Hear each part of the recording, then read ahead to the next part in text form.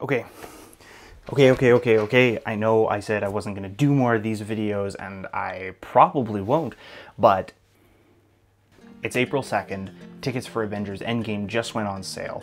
And as we were busy crashing the website to try and buy these tickets, a new trailer popped up, and I realized after watching this trailer that everything that I've been talking about in both episode 4 and the last addendum episode really just solidifies my theory about how the trailers should be viewed in relation to the movie and in relation to their own story.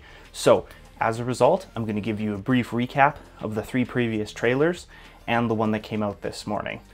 Back in December, we got the first look at the new movie. The first trailer is titled Marvel Studios Avengers trailer. So it's not actually titled the Endgame trailer, and I wonder if that's on purpose. I wonder if there's some marketing strategy to doing it that way rather than releasing the title. Although now that I'm saying it out loud, the name of the movie wasn't released until then, so that's probably why. Okay, moving along. The breakdown of what happens in this trailer is we get our first look at Tony Stark's last will and testament. He's in a ship, he's lost in space, he seems to be near death, and he's drafting a final message to Pepper. Then it cuts to Thanos, a couple of shots of him walking around his little vacation home. I don't know if he's enjoying his time or if it's this somber reflecting because he feels like he had to do this terrible thing to the universe, and yet it was necessary for him to do. I don't know. And the final shots that we see in this trailer are the remaining Avengers, and they're of course in mourning. So you have Cap, you have Bruce, you have Black Widow, you have Clint, which is the first time we've seen Clint since Civil War, so that's very exciting. They're all kind of reflecting over their own losses as well as the overall loss of the rest of the team. They've each obviously suffered some kind of personal loss within this snapping, and yet through it all, at the end of the trailer, we get this little interaction between Natasha and Steve, and Natasha comments to Steve, "Good work." So it seems like the beginning of a plan is starting to form in this first look trailer. And then to cap off the trailer, the teaser sequence at the very end is Ant-Man showing up at the Avengers facility. And with this, because we have just come out of seeing Ant-Man and the Wasp shortly after Infinity War, we know that there's all of these characters that have been snapped from his life and he was stuck in the quantum realm. So now that he's back, there's this sense of hope. And this trailer kind of invokes this feeling of this is immediately after Infinity War. Maybe not time-wise, but like you watch the trailer and you can immediately feel, I remember what happened at the end. I remember the people that died. I remember all of this disaster. I remember all of this, and it's really focusing on that feeling of the loss. Okay, and then on February 3rd of this year, we get the Super Bowl trailer during the middle of course, the Super Bowl. And it's very short, 30 seconds long, but we also get this extended view of kind of the ruins that Earth is in.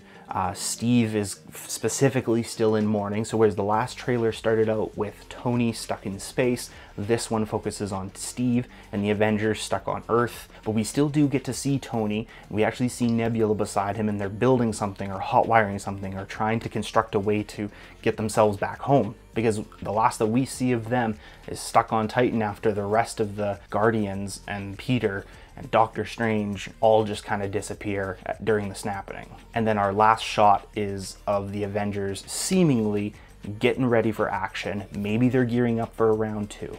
March 14th, we get this new trailer. I call it trailer number 2, but it's the first titled trailer for Endgame because, like I said, the previous one, they were trying to keep it as a big reveal, right? So this one kind of picks up where that first trailer left off. You have Stark in the first trailer doing this, like I said, last will and testament kind of thing.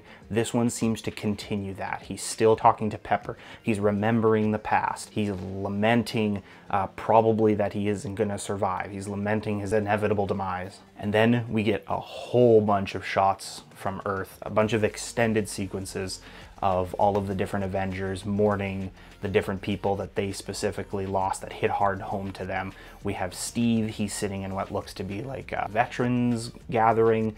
My assumption is that has a little bit to do with Peggy Carter, but it's probably also got to do with the most recent loss of Falcon and Bucky. We have Hawkeye, he's teaching somebody to shoot an arrow. My guess is it's his daughter. And then we also get a shot of him and Black Widow having this moment of connection. I don't know if that's romance. That might just be they've been together for so long and they're feeling each other's pain. If you remember Thor, he had just lost his father in Ragnarok. He probably hadn't quite gotten over that yet before the ship was attacked by Thanos. Ragnarok, Infinity War, they kind of happened pretty much back to back in terms of timeline. So he's got that death on his mind, as well as the rest of the Asgardians and his brother. We see Scarlet Witch and Vision's sacrifice of the stone. We see Ant-Man returning, and we know that's going to be painful because he definitely had family. There's no way everyone didn't lose at least somebody. And then we get this resolution for the Avengers to begin to fix things, and they start gearing up for round 2. Wait a minute, is Tony alive? They've all got the same wording, so that's either just really good scripting to make us feel emotion, or at some point he gets back together with the rest of them. We're now all super invested in figuring out this part of his story. The Avengers are definitely preparing for a battle here at the end of the trailer, and then we have Captain Marvel's inclusion finally. Captain Marvel came out the week before this trailer was released, so they wanted to probably wait a little while for audiences to get a chance to see the film before they started inserting her into promotional material for the next movie. These movies are quite close together in the theater, but not everybody gets out to see a movie on opening weekend, right? And the last trailer came out this morning. They've called it a special look trailer. My guess is it's probably one of the last trailers we're going to get before the movie comes out, and that's totally fine with me. It kind of caps off this franchise of trailer mini movies that we've been following. So the Avengers are definitely making a plan now. They're definitely going to go fight Thanos again. There's no question about it. They're going over details. They're trying to gather their focus. They're still all kind of preoccupied with what's just happened, this terrible event, but they're starting to get themselves focused and geared up and ready for the next assault. Then we see Tony and Nebula make it back to Earth. And now that the Avengers are all back together, they're relearning what made them a team in the first place and what makes them a team now. Steve and Tony seem to make some kind of amends, and that's fantastic. I'm really excited for this feud that's been going for the last half dozen movies to be over. I mean, I guess to them it's probably been a different space of time because we've got all these movies spread out.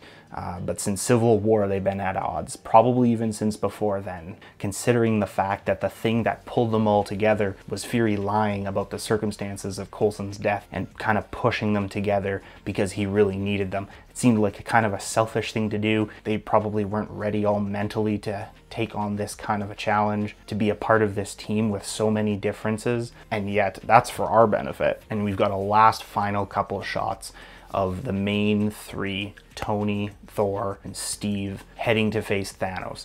I don't know if they're going to be by themselves or if they're just going to be acting as a distraction, but it's here, it's showtime, let's do this, right? So now that we've got this kind of mini story arc through the trailers of Tony starting in space, working his way home. We've got the Avengers, this mini arc of them starting with just after the battle and working their way to becoming a team again and trying to move past this hurt and this pain in order to unite and face up to their enemy one last time. It's been said that all of this trailer footage, or like 95% of it, only comes from the first 20 minutes or half an hour of the movie.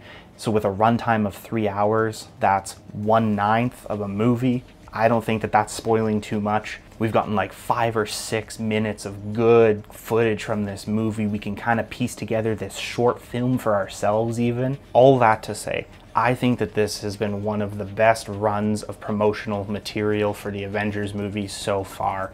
I remember back when the first one came out, there must have been like a dozen or 16 trailers for that thing, anywhere from little 10-15 second clips all the way up to 2 minutes long. It was just a disaster. I had to like stop watching some of it because it was just so hyped up, and not all of the footage was new. You'd watch an entire trailer and get 2 seconds of new footage, and obviously they wanted you to do that, and they had to cater to international audiences and such. But I've really enjoyed how we've gotten just a handful of trailers in the last few months, and I still feel just as pumped up about this movie as I was about Infinity War. Obviously the tone is a lot different. It's not all glory and victory. We've felt this defeat, and now we're walking into this with this uncertainty of how it's going to come out the other side, but we know things are going to be different.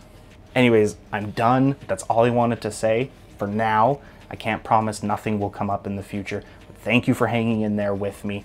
Now you can go back and watch all 3 movies as their own little mini arc. Oh, speaking of mini arcs, if you want to go back and watch all 3 movies, you'll also notice that not only does my shirt stay the same, that was intentional, but my haircut seems to be getting just like a little progressively more modern each time. Obviously that was planned. This has been planned out since the very beginning. Whatever it takes.